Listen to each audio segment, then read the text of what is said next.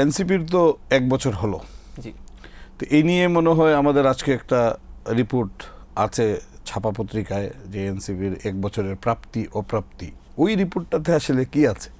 হ্যাঁ, রিপোর্টটা মূলত হচ্ছে এক বছরে এনসিপির কিছু প্রাপ্তির খাতায় কিছু জিনিস আসছে, অপ্রাপ্তির খাতায়। এছাড়াও তাদের ভবিষ্যৎ পরিকল্পনা কি এবং এটাকে রাজনৈতিক বিশ্লেষকরা কিভাবে দেখছেন, এটা নিয়েই মূলত এই রিপোর্টটা আজকের।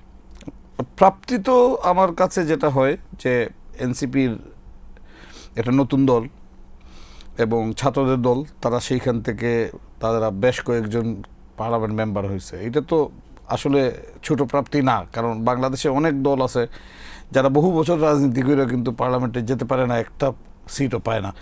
সেই ক্ষেত্রে এইটাকে কিভাবে রাজনৈতিক বিশ্লেষকরা দেখছেন? রাজনৈতিক বিশ্লেষকরা মূলত দেখছেন ব্যাপারটাকে যে এনসিপির আসলে একটা সুযোগ ছিল গণ অভ্যুত্থানের পরে, 24-এর গণ অভ্যুত্থানের পর এনসিপির একটা সুযোগ ছিল যে এই আওয়ামী লীগ বিএনপি বাইনারির বাইরে গিয়ে একটি বড় শক্তি হিসেবে আত্মপ্রকাশ করার। কারণ তাদের নেতৃত্বেই মূলত এত বড় একটা গণ অভ্যুত্থান হয়ে গিয়েছিল।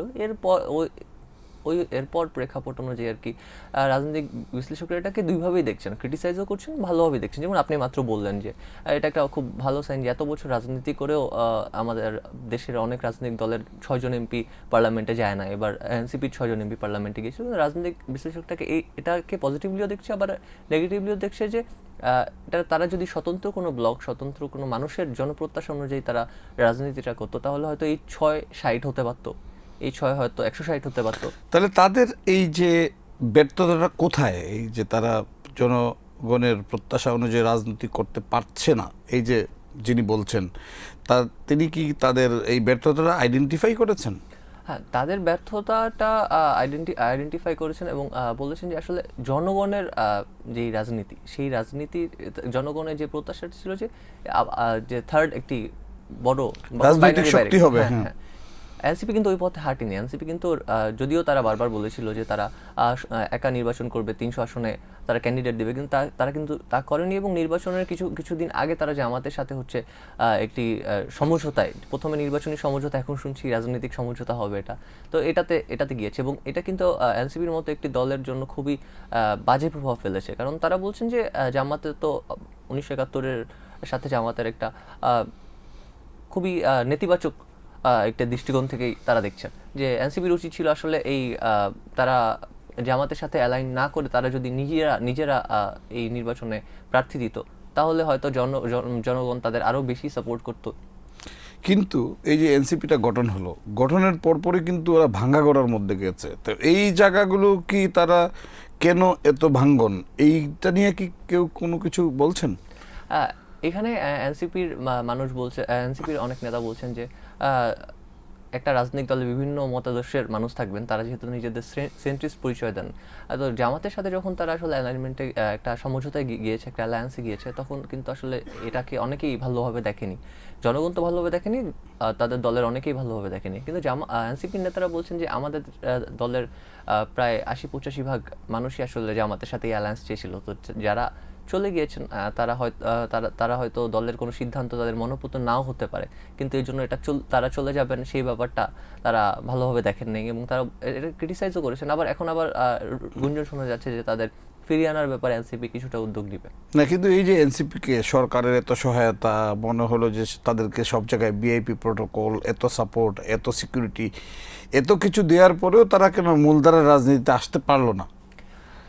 এটা আসলে এনসিপির অনেক নেতারাই বলছেন যে এটা আসলে তাদের সংগঠনের যে স্ট্রেংথ, সেই স্ট্রেংথের অভাব কিছুটা ছিল। কারণ হচ্ছে তারা 64টা জেলায় এ পর্যন্ত মানে কমিটি দিতে পারেনি। আমার জানার মতে 50 রাউন্ড এই ধরনের কিছু জেলায় তারা কমিটি দিয়েছে। তো বাস্তবতা বিবেচনায় তারা আসলে জামাতের সাথে একটা অ্যালায়েন্সে গিয়েছে। তারা কিন্তু অনেকেই তো আবার বলে যে এনসিপি জামাতের বি টিম, সি টিম ছিল, সো তাদের মূল ডেস্টিনেশন জামাতই হবে। এইটার আসলে কতটা সত্যতা পাওয়া যায়? এটার একটা গুঞ্জন তো অবশ্যই আছে, কিন্তু এনসিপির নেতারা বলছেন যে এটা আসলে সত্য না। তারা নির্বাচনী সমঝোতায় গিয়েছিলেন। এখন আবার তারা বলছেন যে 180 দিনের যে সংস্কার সংস্কার পরিষদের যেই সময়সূচি, সেই সময়সূচি অনুযায়ী তারা হয়তো রাজনৈতিক সমঝোতাও যেতে পারবেন এবং বিরোধী দলে তারা যেহেতু জামাতের সাথে আছেন এবং জামাত নেতৃত্বাধীন 11 দলীয় জোটের সাথে আছেন, তো ওই অনুযায়ী তারা হয়তো 180 দিনের ব্যাপারটাকে টেস্ট কেস হিসেবে দেখছেন। যে কিন্তু তারা তো বিএনপির সাথেও আমরা যেটা শুনেছি অ্যালায়েন্স করার চেষ্টা করেছিল, বিএনপি তাদেরকে নেয় নাই, এইটার কারণ কি ছিল? এটার কথা আসলে তারা বরাবরই প্রত্যাখ্যান করে আসছেন যে বিএনপির সাথে তাদের অ্যালায়েন্সের ব্যাপারটা, তারা প্রথমে জামাতের সাথে অ্যালায়েন্সের ব্যাপারটাও প্রত্যাখ্যান করেছিল, কিন্তু আসলে তারা হয়তো ভাবছে এই ক্ষেত্রে তাদের আরেকটা স্পষ্ট আছে যে সংস্কার প্রশ্নে জামাত আসলে তাদের তাদের সাথে একই সুরে কথা বলছেন। সংস্কার প্রশ্নে জামাত একটি দৃঢ় অবস্থানে আছেন তাদের মতে, এবং বিএনপি ওই অবস্থানে নাই। এজন্যই হচ্ছে তারা বিএনপির সাথে জোটটা না করে জামাতের সাথে জোটটা করেছেন। এনসিপি কি নতুন করে কোনো প্ল্যানিং করছে তারা কিভাবে তৃতীয় শক্তি হবে? একটা ইলেকশন শেষ মানেই তো আর রাজনীতি শেষ না, তাদের সামনে অনেক লম্বা পথ আছে, অনেক দূর যাওয়ার সুযোগ আছে।